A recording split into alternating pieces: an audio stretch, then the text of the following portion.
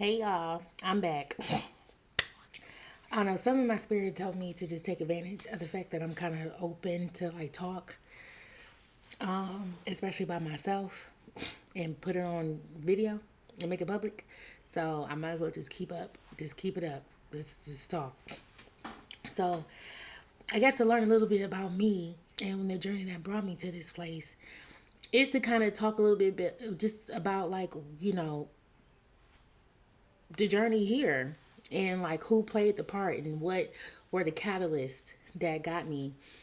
And so it's funny because like at the beginning of my healing journey, I recognized that a lot of the, I guess, sources of my hurt or where I needed to start was within my romantic relationships. Now, did it branch into other things? Of course it did. But my focal point at the beginning was to focus on the three main relationships that I was in that really, I guess, in my mind, kind of cultivated where I was in life, how um, how it physically kind of manifested itself, and how people thought of me, and how I felt about myself. So there was this guy named Cameron. He We went to Howard together.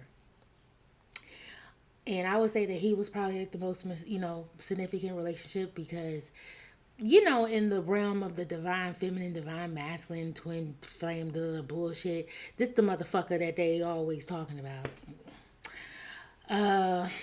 And unfortunately, that had that man in my life for 13 years, on and off, and I'm the child.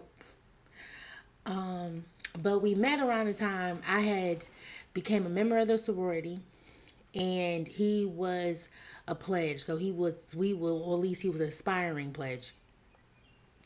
And what I didn't know at the time was that he kind of was still coming off the heels of dealing with another person. And so, it was very awkward, especially knowing that, like, he still like has some type of dealing with her, even in the midst of still like trying to deal with me. But me, I'm again not really paying attention to the signs, being dumb and naive, and then of course, being excited at the fact that somebody who also attends Howard University, and that's attractive and cute, is actually into me. I mean, shit, internalized fat phobia and confidence and all that stuff, it'll do it to you, baby. And I remember I met him in like one of my classes. Like, he was somebody who I never knew existed on campus until the day that I saw him in my classroom. And I just so happened to have like three classes with this man that semester, which is crazy. And and of course, like, it was just, it was nice to meet a guy. He was nice. He smelled good. It was, I was able to talk to him for hours. I thought we had like great conversations every time we saw each other. And I thought, I was excited. I was excited to get to meet him. I was excited to get to know him and all that good stuff. And unfortunately, that came to crash down the moment I told my ancestors about him. And ever since then, and the fact that my frat brothers found out about him, there was like some weird targets on our backs. Especially since like there were active people within the fraternity and sorority who were dating each other, was dating each other when one or both were online. We're talking about you even helped so and so get into that spot because you was fucking her. Like, it was a lot of hypocrisy that was going on. And I guess because they already had a certain feel about him, and clearly I had no clue that they had a certain feel about me. So it was just kind of like it, one of the harsh lessons I had to learn from that, and this is just not to terms of protecting him, but like, you really have to be really careful about who you let in to your personal business. even if their title officiates them as somebody that should. You know, like, I thought that my sorority sisters were a safe space, and many times I was proven wrong. Even when shit started going very sour between me and Cameron, and especially since he didn't make line, and you know, I don't know exactly what happened. Is I do feel like they played in that boy's face. You know, I'm just being completely objective. They was on that bullshit, but of course he took it out on me. A lot of people took it out on me, for whatever reason, you know. And of course, every time I would say something, it will be weaponized, you know, even to the point of when he started like his emotional abuse with me. It would seem as a joke to my sorority sisters and frat brothers. Like, they didn't step in to ever try to protect me. They didn't step in to try to correct it. They used it as a means to talk bad about me. And of course it got back to him. And so now I'm public enemy number one. And now I, you know, and I can even just go in terms of just like how that even started. Like, I feel like there got a point to where it seemed like he was falling a little too fast for me. And then I started feeling him like pull back. You know, like, he would say certain things to me about how he had talked to his uncle or so-and-so about getting me certain things or buying it. And then somehow, some way, everything that he said that he was going to do for me for the holidays or wanted to do was canceled, turned back. And this is things that he's actively telling me. That, like, that's supposed to make me feel good. That, like, you told people about me and they're basically telling you, like, don't waste your time. Like, why are you doing this for her?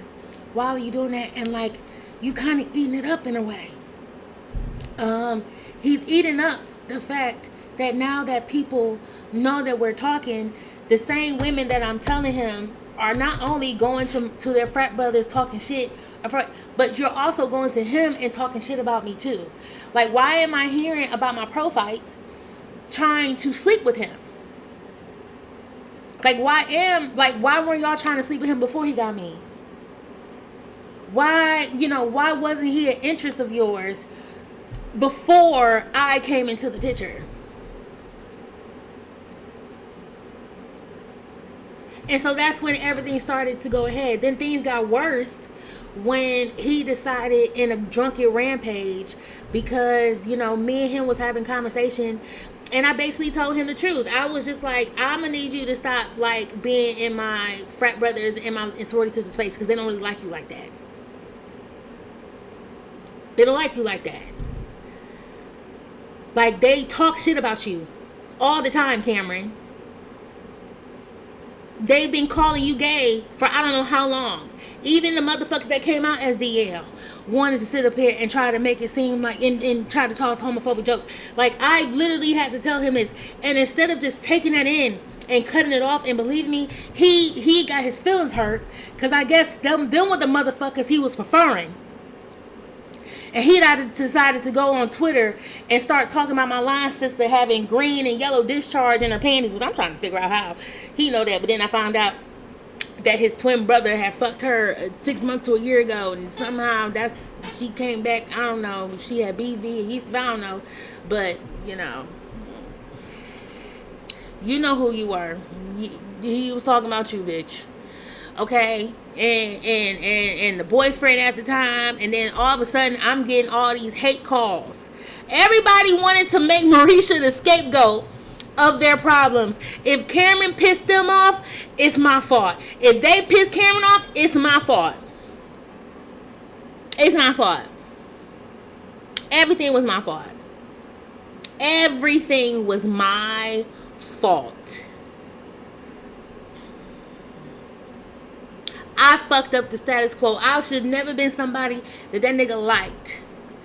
I fucked it up for everybody, apparently. I'm still confused to this fucking day. To this goddamn day, I still am. Just hold on. Then one day he decided to come to me after going off on me for telling my line sisters about the bullshit that I was dealing with him. He decided that, he wanted to just do him, go off, be friends, all that. He still fucked with me, but he didn't want to pursue anything. Mind you, you stopped pursuing with me the moment you didn't make line. Well, shit, maybe you did think that I was going to be able to help you in a way. Maybe you were using me, sir.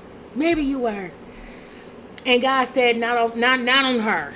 Not on her watch. not on her, bitch. Not on Marisha. You're not gonna do that on her.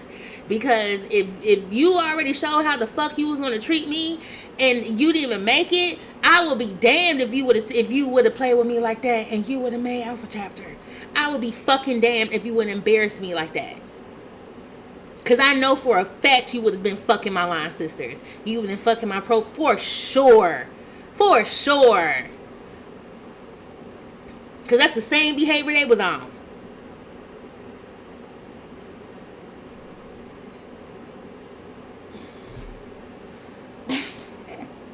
Same behavior. Same. And so after that, I dealt with years of walking on eggshells. Like, this man was somebody that would refused to leave my life. He refused to leave my life.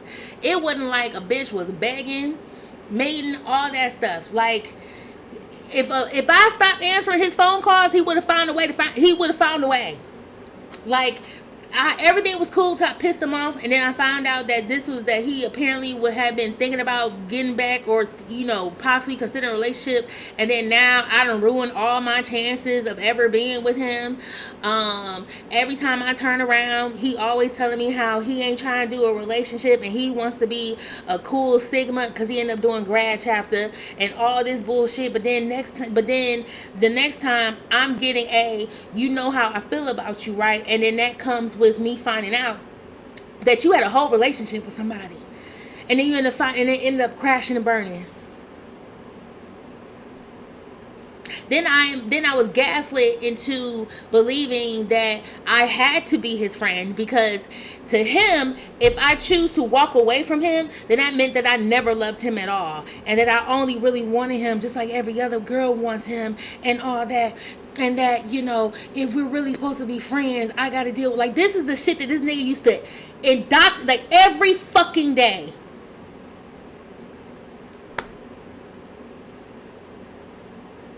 And then here I am thinking that, everybody sees this man as perfect. Everybody sees this man as the catch. Everybody sees it like, Marisha, you better not lose an inkling of that, please. Then it got to a point to where we were having sex. Then we stopped having sex. We stopped having sex because he told me that he felt guilty about having sex with me, knowing that he wasn't giving me exactly what I wanted, right? And a part of me was kind of upset with that, because I felt like that was the only thing we had to know that I had some connection with you.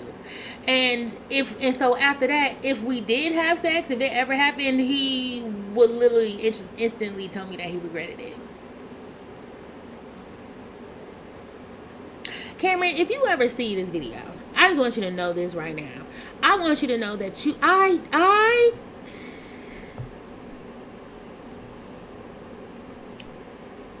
be lucky that I would rather have you alive.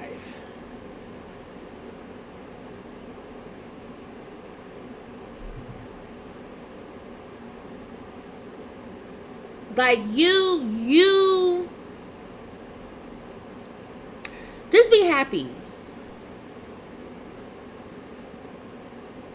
that I am okay with you living whatever fucking life that you think that you deserve to have.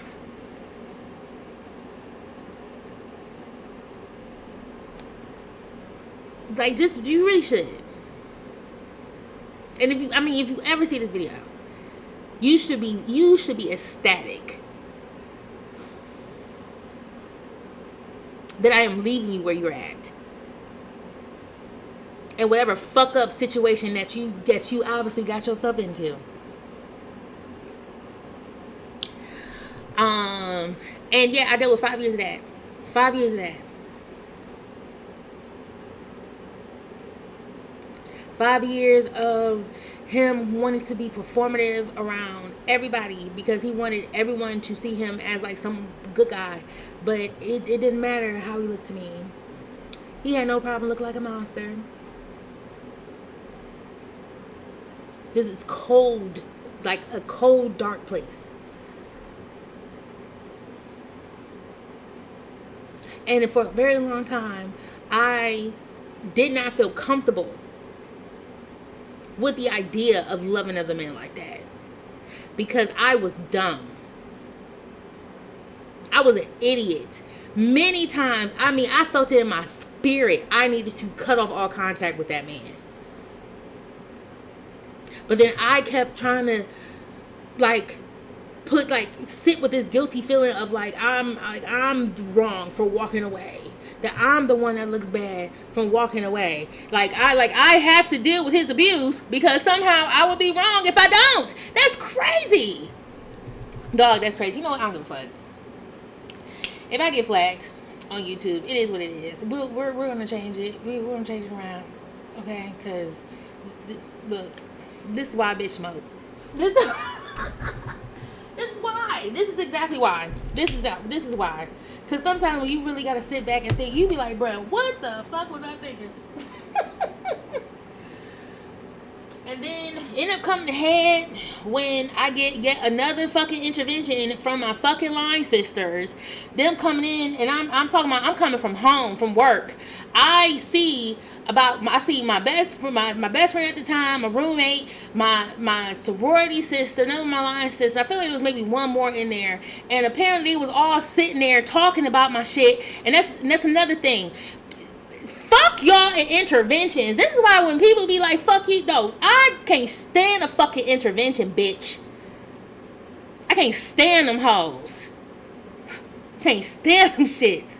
Because it's like, bitch, I needed an intervention. Like, how everybody else don't get that shit? Okay, so walk in, and apparently, I guess, her friend was dating Cameron, had no motherfucking idea because this nigga decided that he wanted to block me from make his shit private. So I didn't know what the fuck the nigga was doing. Nigga barely even wanted, like, it got to a point to where he barely even wanted me to know where the fuck he lived at. Like, oh my God, Cameron, when I fucking mean, you better be lucky I'm okay with your ass being alive, bruh. I was a fucking idiot, dog. Sometimes you just gotta own it, bruh. That's why I gotta own it. I gotta own it. That so much I let that nigga get away with. Because of how I felt about myself. So much. Jesus. And find out he was leaving heart-shaped emojis and all this stuff. So when I confronted him about it, he tried to make it seem like I had no right to. He could do what he want. This kind of conversation happened after he had started ignoring and dodging me because he had just got accepted into a dual MD MPH program, and he literally told me that we were going in two different directions, and so he had to, he wanted to move on to bigger and better places. Mind you, I was in grad school. And I was a full-time classroom teacher. Apparently that was like not enough for him.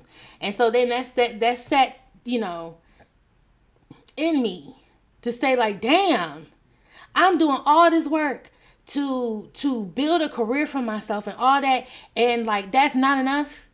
Like I'm being measured like that. Yeah, elitism in academia like that happens in dating and relationships. You wholeheartedly will get compared. Don't you dare think that your peers at your colleges won't compare.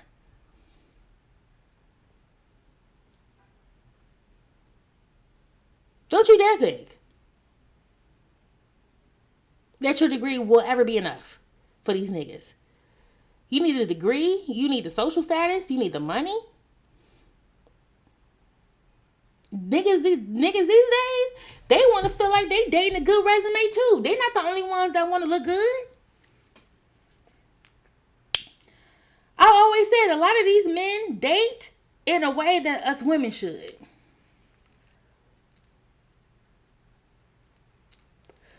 I say that all the time. I say that all the time. That they should. That we should give a lot more about what they have tangibly than this whole potential shit. Because they look at what we got. You think that man gonna move in with all them kids? That woman didn't have benefits? If that woman didn't have social security, like food stamps, all that shit? No. You got stay with you because you got something. And I learned that even with with what happened with the relationships I have after Cameron. So that's when Jermaine came in. Jermaine came in about 5-6 months after. I met that fool at the Soul Food Vegan spot right there off of Georgia Avenue. I was with my friend at the time, Bianca. And I was at the table talking about Cameron. She got tired of me talking about Cameron. So she decided to tell the nigga that she thought was the most decent one in the restaurant that she wanted to hook me up with him. And then next thing you know, I'm outside talking to a nigga that I'm still trying to figure out, like, do I really like this nigga? I don't know. He seemed okay. Hung out with him a couple times. We ended up having sex. Next thing you know, STD pop up. I mean, let's just fucking talk about this bullshit. I just don't. A STD pop up. He claimed he ain't never fucked nobody before me, but my whole thing is, nigga, you came into my house and was willing to drop them jaws within 15 minutes. So are you really gonna try to be in my face and tell me you ain't never fucked a bitch before you got here?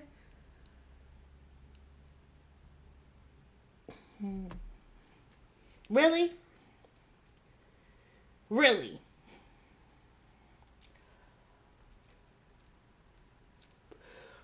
So because he had it, he gave it to me. Then somehow we started fucking with each other, and I couldn't get rid of him. Another nigga I couldn't get rid of. Jermaine ended up being the type of man who apparently, when he meets a stable woman, he thinks that he doesn't have to work. Within the, was it 3 to 4 years I was dealing with Jermaine, he never kept a stable job. Even the job that he had when I first met him, he stopped going to work. He literally stopped showing up. Mind you, this man lived 2 blocks away from his job. He could literally walk to work. He stopped showing up. And essentially that's what was happening with his jobs. He wanted to be under me. He wanted to follow everything I was doing. He would use certain more abusive, manipulative tactics to get me, to isolate me. Because he didn't want me around other men who had college degrees. And he didn't like my friends because he felt like, oh, they were bougie. They were this. Honey, we all went to the same school. We pledged the same organization. You can't isolate me from my friends because you're intimidated by everybody. You knew that when you met me. So that's what he was. If he didn't like you, he would try to find any reason to make it seem like I was wrong for wanting the deal. Like even with Bianca, Bianca quote unquote had no real issue with Jermaine until I told her that this nigga was trying to go around accusing that we were sleeping together. Because he felt like I was talking to Bianca too much.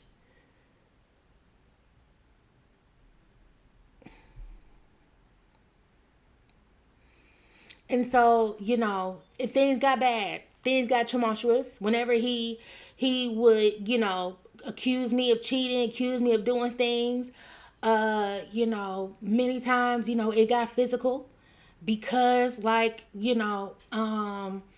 he would come around high the dippers, when they used to dip them cigarettes into fentanyl and smoke that shit. He would do shit like that.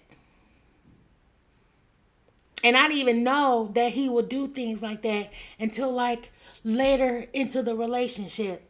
And then And it's another thing with the guilt that whenever I put my foot down and be like, I'm not going to let you back in this house. I'm tired of dealing with your abuse. I'm tired of dealing with your bullshit. Then they find out this nigga in a car accident in a hospital somewhere. You stitches. You got everything. Now I feel bad. Because I be like, damn, maybe I should have let him in the house. He would have... when it got cornered by them niggas and all this stuff. Like, I couldn't control him. And the sex was terrible. Like, that's what let me know that a lot of these niggas, even in their 20s, be dealing with erectile dysfunction. And they will make it seem like it's your job. That's why a lot of them be forcing y'all to suck their dick. Is because half the time their dick don't work. And they want to make it your job to get that bitch pumping. It is not your job to get that motherfucking bitch pumping. Like, this man lost jobs. I'm talking about good jobs. All because, one, he thought that he could try to chase money like he was when he was in the street dealing drugs. And two, he felt like he could find a way to try to control me and what I did in my actions. And it got to a point to where it was just like, okay, Marisha. And this is when Megan Thee Stallion was introduced to. Because, like, at that point, she was just like, I remember this line. And her running a freestyle was like, how you let a broke nigga talk you watch your jaws? And that really hit me. Because it's like, bro, I am really letting, like, broke niggas make, like, oh, my God. I keep making bad decisions with niggas, bro. I keep making bad decisions with niggas. And I think the reason why I just kept opening the door back, because, like, whenever I would try to go out and find men and find other men or date and whatever, like, I was just not hitting. You know, kind of like, you know, when you just do this thing where it's just like, oh, you know, you're not doing good in like the dating game and all that. So you kind of find yourself kind of going back to the same because you feel lonely and you don't want to be lonely. And that's exactly what it was with Jermaine. A bitch was lonely half the time. So he will answer the phone, and if he want to come over, I will let him get some mid sex, because I know that shit ain't really gonna hit as much, but maybe I can get a nut out of it or whatever.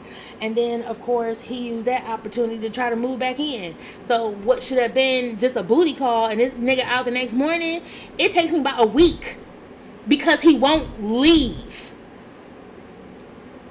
And then, of course, I'm being weaponized with calling the police, because this is when the whole Black Lives Matter was happening and everything. And like, oh, I can't do a black man wrong. Can't do a black man wrong. Can't do a black. While a black man is harming me in my house, I'm being weaponized to think about his safety.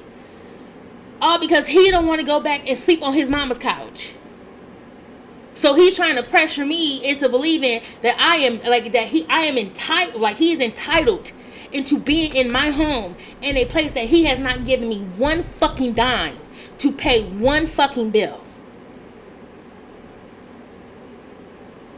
The only time that nigga gave me any type of money is when he gave me funds so that I could, I think, put down a rental for like the U-Haul to move me and something like that, or the security deposits, whatever I needed. And I legit had to give that back to him the next day. That was a 24-hour hold. And you took it back the next fucking day. One time I put this nigga out, he had the nerve to come to my house with a fucking $5 cold, hot, and ready. Talking about something, this is all I can afford, you know, I just want to be... No, nigga, bye!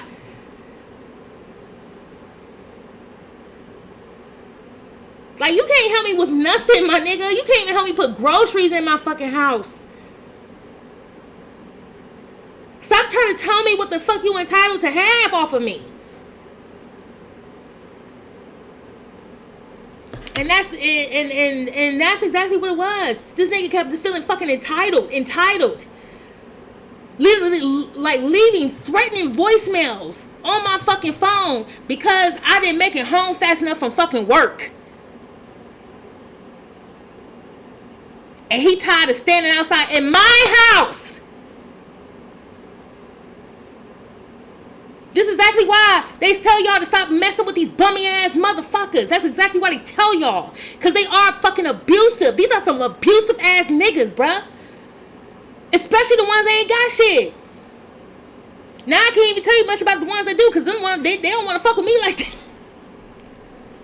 They shoot. Look, fuck. Especially, well, shit. Even the ones that do, because they want to act like they don't want you when they do. And that was the terror with this man. So yeah, like when he got locked up, I was so happy. Dude, he got locked up on a technicality too. I ain't give a fuck. Just put him in there. Just put him in there because he needed. And so when I finally was able to end a relationship with him, 3 months later, and I think this was like the relationship that just told me, Marisha, you need to sit the fuck down. You need to sit down. And his name, so we talked about Cameron, this was Jermaine, and I'm talking about Isaiah. Isaiah was a liar. That's the only thing I can really say about that. Isaiah was somebody who, he knew his situation was fucked up. He knew it, and he covered it up. He hid a lot of his issues, and that taught me a lot about, like, you really, for one, it's one of the reasons why I trust divinations as much as I do when it comes to relationships and love, because a lot of people will intentionally deceive you about their situation, financial situation, familiar situation, all that. He was somebody that did not tell the truth. He proved that people on these dating apps, because I met him off of Hinge, are not truthful about their occupation. They're not truthful about a lot of stuff. He told me that he was like a writer and photographer. So in my mind, I live in a DMV. You have a lot of people who do write and they do, photography as a business. They may do it for a publication or even like an organization. So I wasn't completely turned off from, that. And I thought it was pretty cool. Come to find out, he lied about that.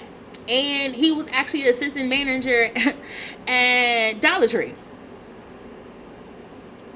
His writer was him making music that he made off a little makeshift computer, whatever, that he got from some type of little resale. And he kind of created his own little studio in his bedroom. And the photographer was his interest or his hobby, in which, like, I never saw this man take one picture. He just had camera shit sitting in his closet, because again, he was able to get that shit from a thrift store. It wasn't until he let me do his taxes that I found out that he only made half of what I did. He ended up telling me that he had 2 children, which he was on child support for both. And he was also behind on child support for both, which then, come to find out, is why he wasn't able to get a license, because he has to pay up on the child support in order for him to take his driver's test and get his license. Then, when I was trying to talk to him about getting a promotion at his job so that he can make more money, like he can actually be on salary, because at the time I think he could, for a manager position, like he could have brought home like $50K, right? Because like you can go up to that regional, all that stuff. He was fighting me tooth and nail about why he just couldn't do it. Come to find out, the reason why he was fighting me tooth and nail on it was because he does not have his high school diploma. And the reason why is because apparently, I don't know if he decided to drop out or it's because his mom was moving so much, that him and his mother was moving so much that he took the exam, but he never stayed at the apartment to receive the results. Now, my whole thing is, don't they have a system to tell you whether or not you passed it? So I'm guessing he probably checked it and he probably didn't pass. But his goal to be all of that was to become a rapper. He wanted to be a rapper. But then he also wanted to be a rapper and then was also anti-black. Like, I don't get that. Like, he was the type of motherfucker that I think it felt good to kind of talk down on other black people because he didn't want to accept the fact that he was the very stereotype that he was talking down on. Like everything that people say that the black man is, you are the my nigga. And there's a lot more of them like that out there. There's a lot of anti-black like men that care around anti-blackness, and you'll be very shocked. And they think that because they ain't been in jail or whatever, or sold drugs, like they think that that's the bare minimum. As long as they're not a criminal, they can still be basic. I don't know why they think that.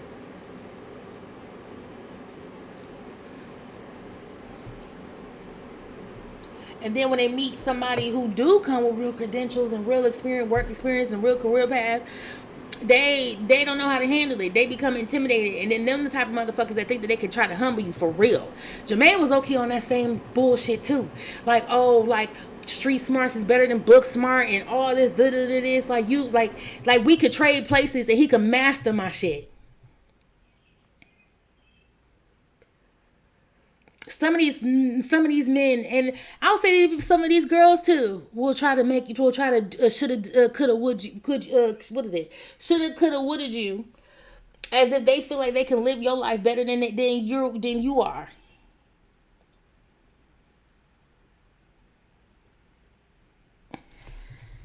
So me being pro black to him was anti white. He couldn't deal with that. And we used to get into a lot of streaming matches. This nigga had no problem trying to call me on my name, saying all crazy. Like, he had an anger issue. And I'm trying to figure out what the fuck that anger issue was. Then, he wanted to downplay my feelings about, like, not, really doing anything for my birthday, planning. Basically, who, first of all, you didn't want to go on the cruise with me, my birthday cruise, because in his mind he wanted his first international trip to be to Korea, and he said he didn't want to waste it on a cruise to the Bahamas. Oh, excuse me. And then when my trip ended up like pretty much kind of getting canceled because of the hurricane, this nigga had a nerve to tell me that he was happy because he basically didn't want me to have a good time without him. But yet you were the same person that purposely told me that you didn't want to go because you didn't want to waste an experience on me.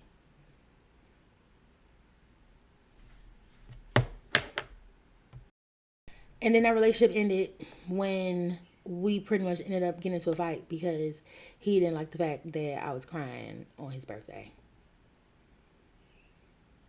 Because that day is about him and not about me.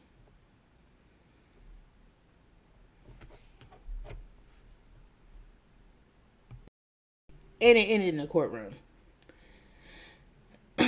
With a restraining order.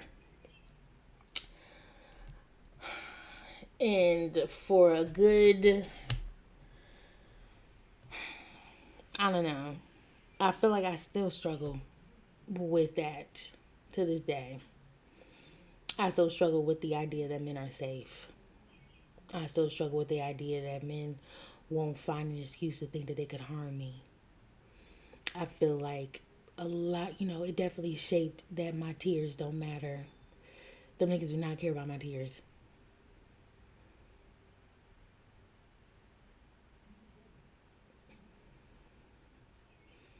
Damn sure didn't give a fuck about my anger. Shit, my anger made them mad.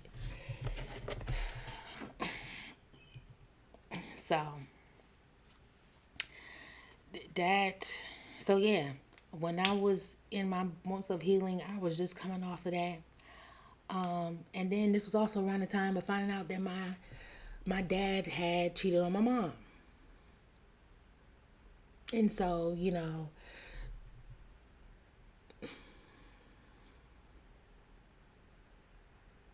I was hurt. I was destroyed. I was traumatized.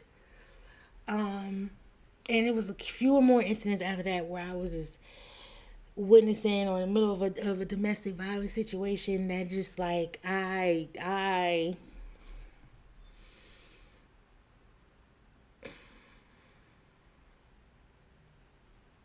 do want to believe one day that I can have decent relationships with men, whether platonic or romantic. because I've had experience what it was like to have that type of kinship with a man.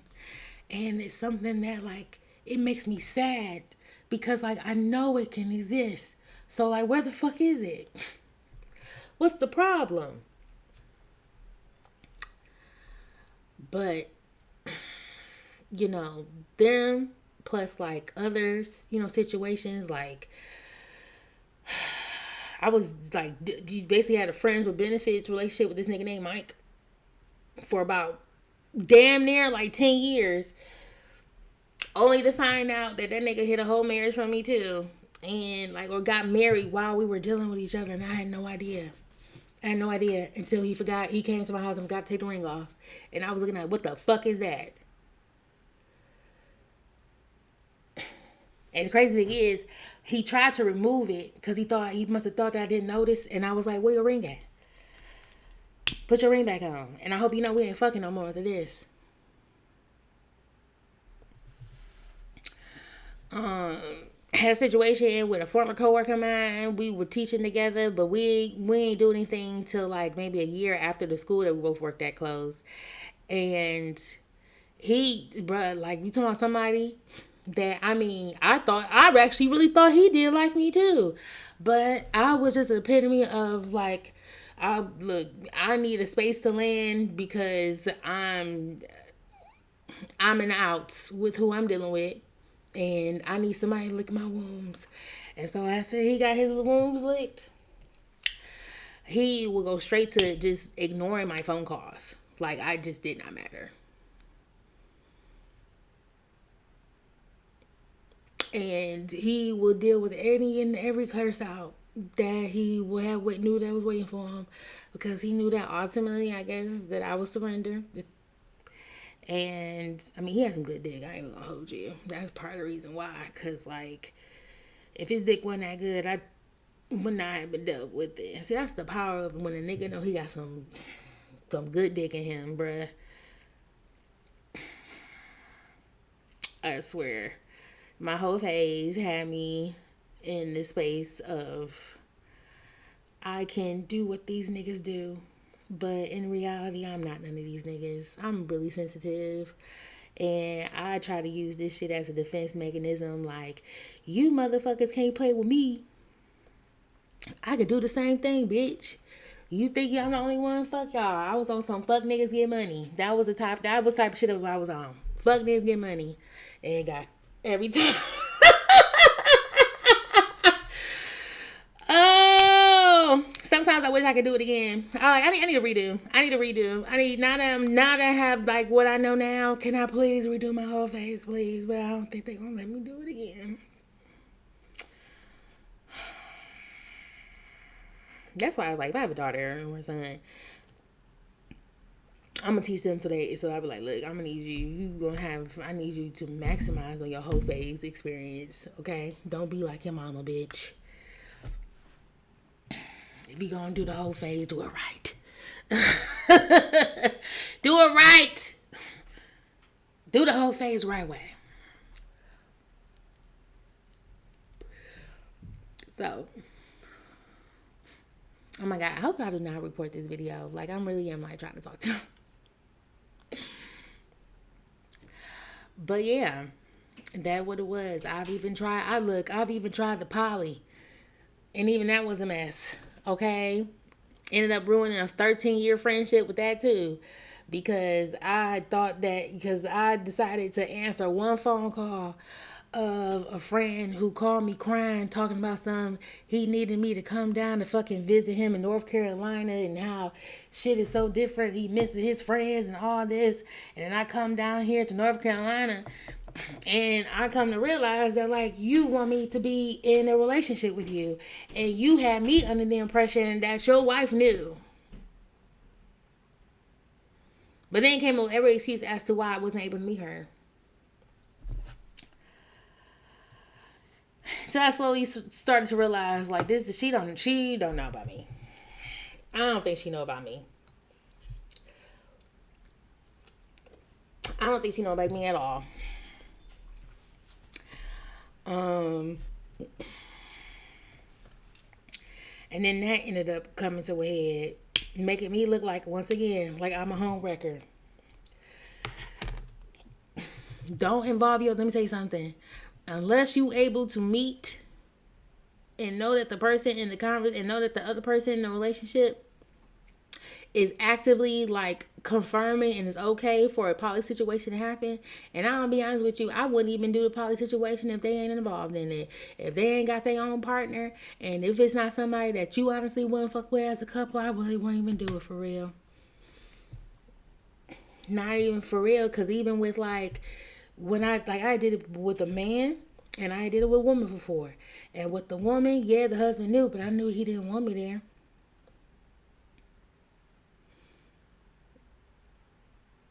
He didn't really want me there. Now I don't know if it's because he also wanted to experience me too, or he wasn't okay with opening the marriage like that either.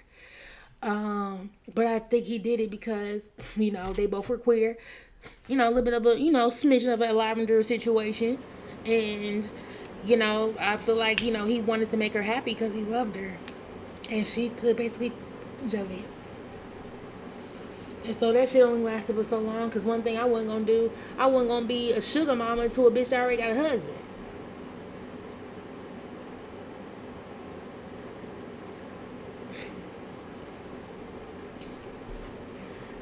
And I'm also not gonna deal with people who don't respect my religious beliefs.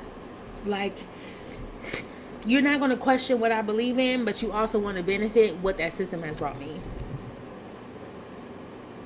Like that's something that I realize that somebody that does practice the African religion that I have to be mindful of. Hold on, y'all.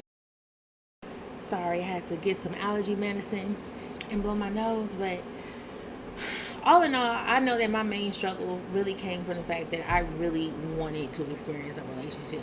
I really wanted to experience a relationship that I could publicize, that I can, show that I can be in a relationship too. I can find a good person too. And I think a lot of that even stemmed from childhood of wanting to be chosen. I wanted to be chosen. I wanted to be picked. Um, but I didn't move like a pick me. Or maybe in some ways I did. Because I let them get away with stuff. Maybe, some people will say that's a pick me behavior. Right? Or I don't know. I, you know, I was, always kind of drilled. There was always drilled into my head that like my weight could possibly be a problem, and that like men wouldn't want a plus size girl. Like I said in the previous video, being told that if I wanted to find a prom date, I probably am going to have to lose 50 pounds, or, you know, for every tattoo I get, this is a point that's taken away from me from being desirable because I don't wear my hair. So it's just like being a fat, black, tattooed, bisexual, natural, curly hair, outspoken, casual woman is not something that a lot of people want.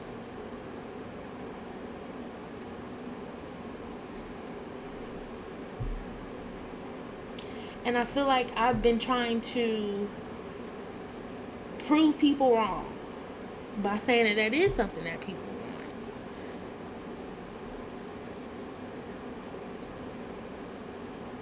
And I feel like I've failed at that. Maybe they were right. Maybe Marisha wasn't as desirable because of how she looks.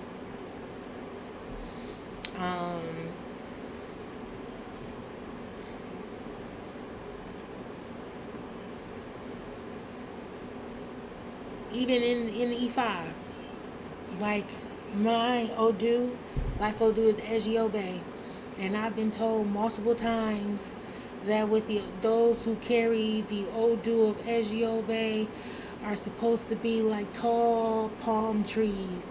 So that means that I will operate my best if I was small. That's the world will like me better tiny. So I hear it all the time. That's why when people be abrupt when they say fat phobia, when people say how people act fat phobia and how we're fat phobic in the realms of like spiritualists and uh, I wouldn't trust somebody that's fat. I wouldn't trust like I'm not shocked because these are doctrine that has been pushed, right?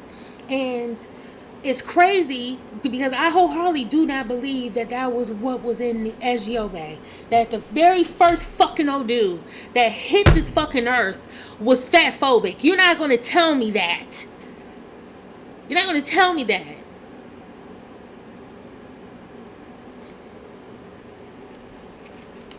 Like, it ain't nothing that I fucking read in that fucking old dude that told me that motherfuckers are supposed to stand as a tall palm tree. That's what you machismo ass motherfuckers pick up.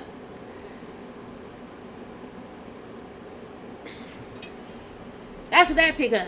Now I see why SGOB turned to witchcraft. Because who want to sit up here and pull up with half that shit? And there's men telling you this, you know, and I know like when they were telling women this, and like now because y'all value the small, the petite, the childlike body of a young woman.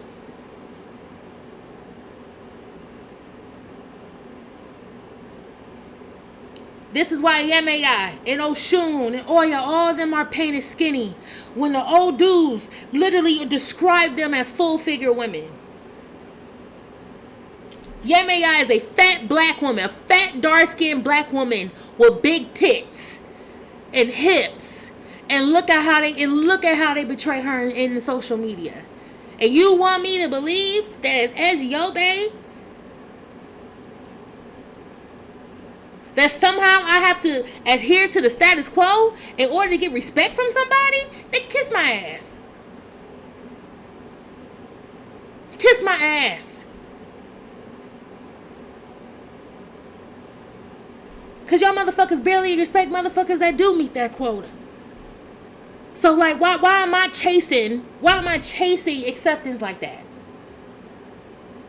If I wanted to get small, if I wanted to really do the work, it's because I want the health that may come with it.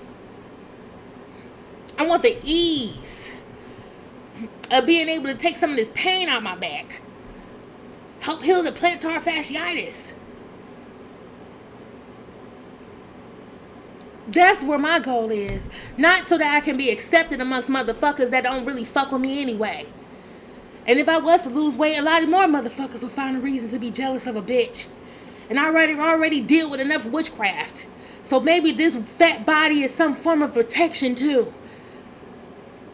Because this fat body had to deal with a lot of bullshit from people. Especially when it comes to these goddamn relationships. Especially when it comes to these goddamn relationships.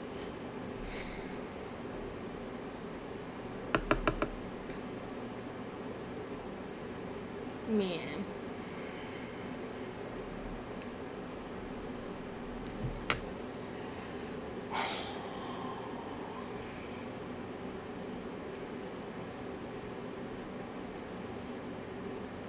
I don't know what is supposed to come from me telling y'all this. I don't know.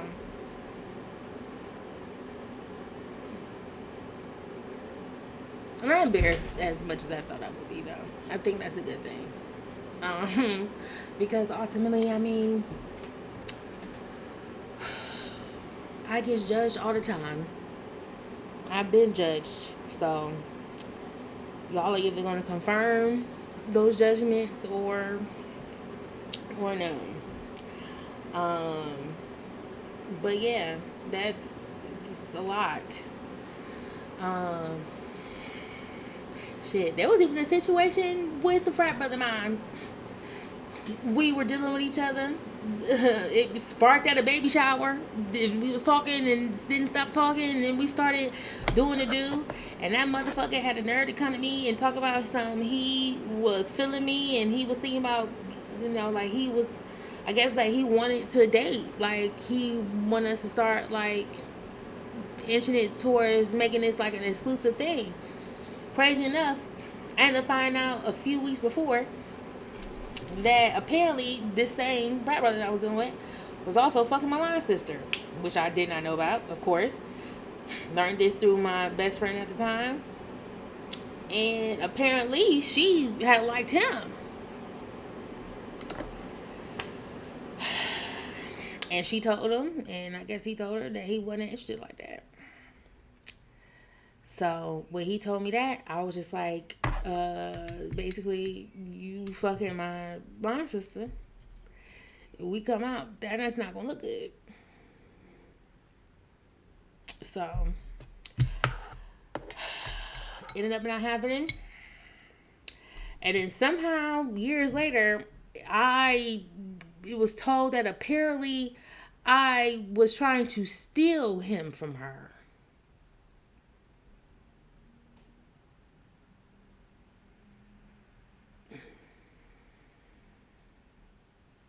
And that was because somebody got mad because they found out that like 6, 7, 8 years ago, I fucked their husband when they were broke up. Or really, I should say your husband fucked me. Well, ex-husband. You know. You know, it was one of those, he was at my house eating takeout. And he literally looked at me, and this is because he had asked if I could let him in because his frat brothers was at a house party down the street, and he didn't feel like being there no more. So he decided I decided to let him come with me. I knew who he was, you know, so I didn't think anything of it. Let him in. He ordered him some food. I was drinking on some wine. And as he was eating, he looked over and he was like, Marisha, after I get done eating this, I'm going to fuck you.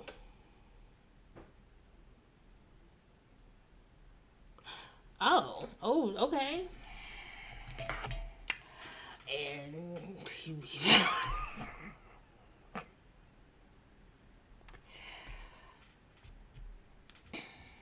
that nigga was single when that happened. Everybody was single. I don't know why that bitch complaining, because then you fuck him. I don't know why you complaining. And Tora low key kind of let that slip. Because apparently, because I'm being asked why they thought that was some type of revenge. And I'm like, revenge for what? I don't know, why would this be for revenge? And then they go, I only think that could be revenge if motherfuckers like felt like you did something dirty to me. So apparently, sure, why not? That's why I'm saying, like, that's why I had to stop feeling bad for bitches. I had to stop feeling bad for certain shit because apparently shit was already being done behind my back. So hell, apparently our bitch was even in the score. I was even in the score apparently. So, but then all that shit came about because apparently they was on, because at this time he didn't had his umpteenth affair on that bitch, right? Because they married at this time. And so apparently they was doing an exercise that they had in therapy, and they decided at dinner that they was going to say, okay, let's leave everything on the table, no secrets. And so he decided to tell her at the table that he had sex with me. And then she went a whole tirade trying to say that I'm the reason why she's unhappy, because if he would have known, she would have known that he slept with me, she would have never married him. And I was like, but what about the other 7 that you found out about before you went to the altar? That wasn't enough for you? I was the deciding factor. And then when you make comments about, yeah, I kind of knew he was into big women, I was like, why, bitch? Why are you trying to make it a? What's going on here? What's really good? What's really good, girl? What's really good, girl? And that was another thing too. I got tired of being around y'all and y'all boyfriends that were also secretly attracted to me. And then I had to always keep the whole respect and things and keep it nice and keep it this and keep it this and keep it quiet and put up all these extra fucking boundaries. Yeah, like I got tired of that shit too.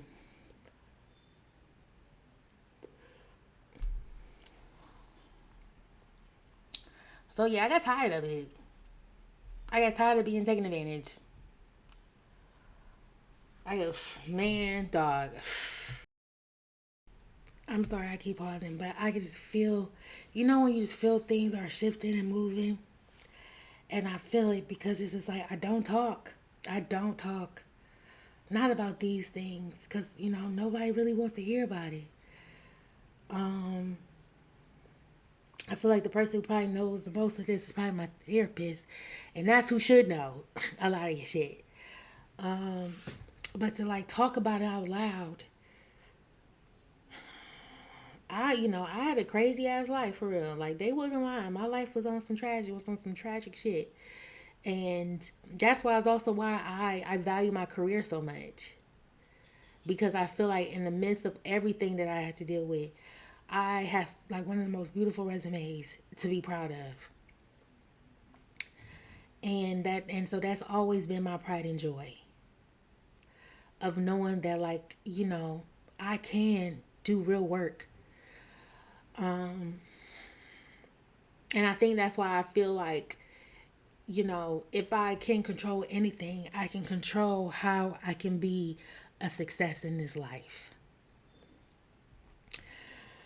Whew. Okay. I feel like it's time to shift this conversation to like another thing. And maybe I'll come back. Maybe I'll do one more video if the spirits want me to. And I can just get out about like my friends and friendships. Um, but I feel like I kind of covered most when it comes to like my romantic relationships.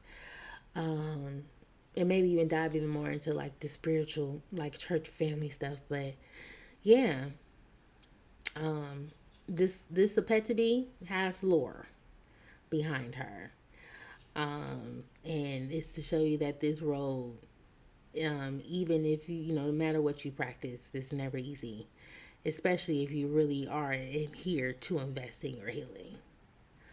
Um, so yeah, I'll talk to you guys later. Like, share, subscribe, comment. Um, and whoever needs to see this or hears this, I see you too. All right, y'all.